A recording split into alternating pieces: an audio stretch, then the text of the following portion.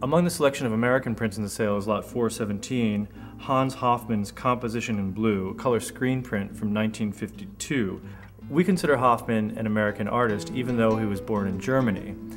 In the early 1900s, he studied in Paris and worked under such Cubist masters as Picasso, Braque, and Robert and Sonia Delaunay.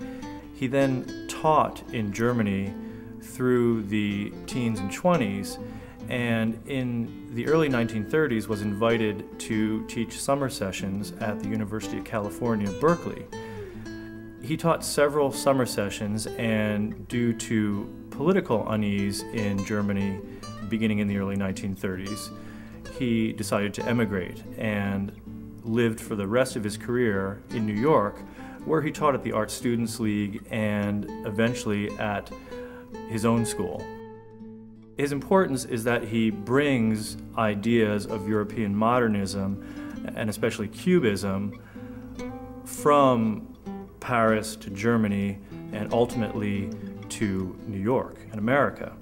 Among his students at the Art Students League and later at his own school in New York were such famous American abstract expressionists as Lee Krasner, Joan Mitchell, Helen Frankenthaler, and then other artists and designers like Charles and Ray Eames and Larry Rivers. Hofmann isn't known really as much of a printmaker. This is only one of a handful of prints he made. And it's interesting to me that he used a technique such as screen print, which is sort of rigid in a way, for an artist who is known for, by mid-century, abstract expressionist style. It's amazing that he translated that into a technique like screen print. What is interesting in this image is that no two prints are alike, that all the colors were mixed for individual impressions, so you have color variations from impression to impression within the addition of 50. Screen prints among all the printmaking techniques are perhaps the most susceptible to damage over time due to the fact that the ink, and in this case a very heavy inking, sits directly on top of the paper, and that over time bears scratches and other flaws. This impression has very few of those, and the colors are extremely bright, whereas over time most prints like this exposed to light, which this obviously hasn't been, the colors will have faded. It's extremely rare to see examples like this come to market in this quality, and in fact we know that the last comparable impression sold at Swann 8 years ago. Among the prints in the final section of the catalog devoted to European printmakers is Lot 440, Max Beckmann's In der Traumbahn, a dry point from 1922. Beckmann is best known for capturing images of everyday life in the Weimar Republic in Germany in the 1920s, in and around Berlin. And this is a perfect example to me of sort of the at times bleakness of that period. In this image you have three figures in an elevated train car, and one looks more downtrodden and depressed than the next. Beckmann's images sum up this period in Germany better than any other artist. He shows in the immediate quality of his dry points, where he's scratching images directly into a plate, what was going on day to day before the rise of the Nazis in the 1930s. And in fact, when Hitler came to power in 1933, Beckmann was soon after declared a degenerate artist, and by the end of the 1930s, he had moved with his wife to Amsterdam, and by the end of World War II, arrived in America, where he taught in St. Louis and New York. So there, his career very much parallels that of Hofmann.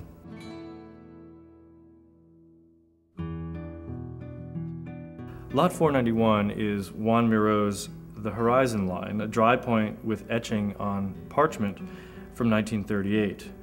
This is an extremely early example of Miraut's printed work, only 4 or 5 years into his printmaking career, and a very scarce example at that, one of only 4 known impressions, printed on parchment. The print has Miraut's telltale figures and themes. You have the figures with elongated forms, their dreamlike qualities.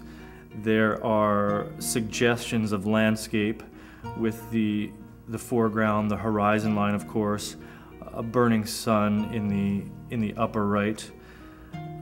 Of course, it lacks Miraut's color palette. The primary colors that he used so often in his paintings does not appear in this black and white image, but it is a superb example of his early style. The sale includes many examples of Miraut's later printmaking, and you can see in this image the path that he's taking. The signature forms appear again and again in these images from the 1960s and 1970s.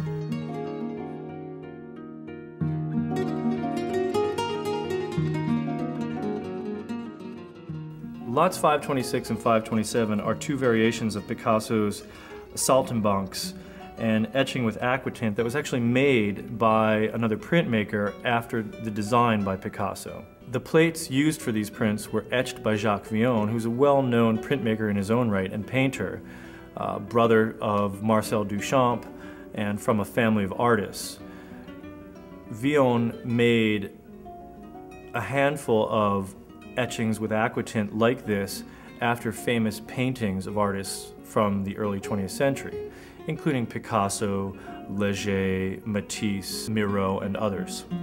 Lot 526 is a black and white version of the subject, and it's the proof version, really. It's pre-publication. The print was made to be issued in color, and a certain number of impressions, 22 impressions, were made in black and white and signed by Picasso and numbered.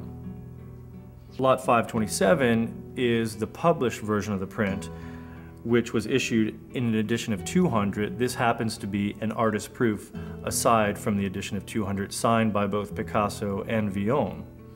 Picasso didn't make color prints like this at the same time he was making paintings like this.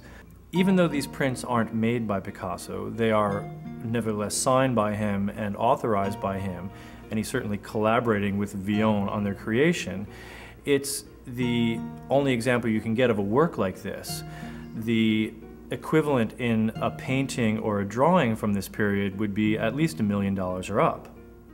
We often offer after prints like this in our auctions by Picasso, Miraut, Chagall, and other artists of that period, and they usually compete with prints by the artists themselves because there is so much demand for prints in color depicting images from these periods in the artists' careers.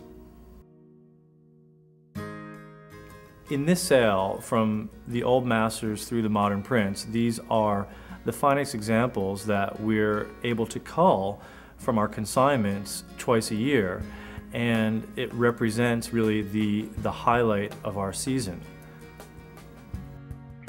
From the earliest prints we have in this sale, like the engravings of Martin Schongauer, right through to modern master prints by Picasso and Matisse, this sale truly encompasses the 500-plus year history of printmaking, and its breadth is practically unrivaled within the auction world. All of these items are on preview the week before the auction itself. If you're unable to make it to the preview, we welcome you to see the fully illustrated catalog on our website.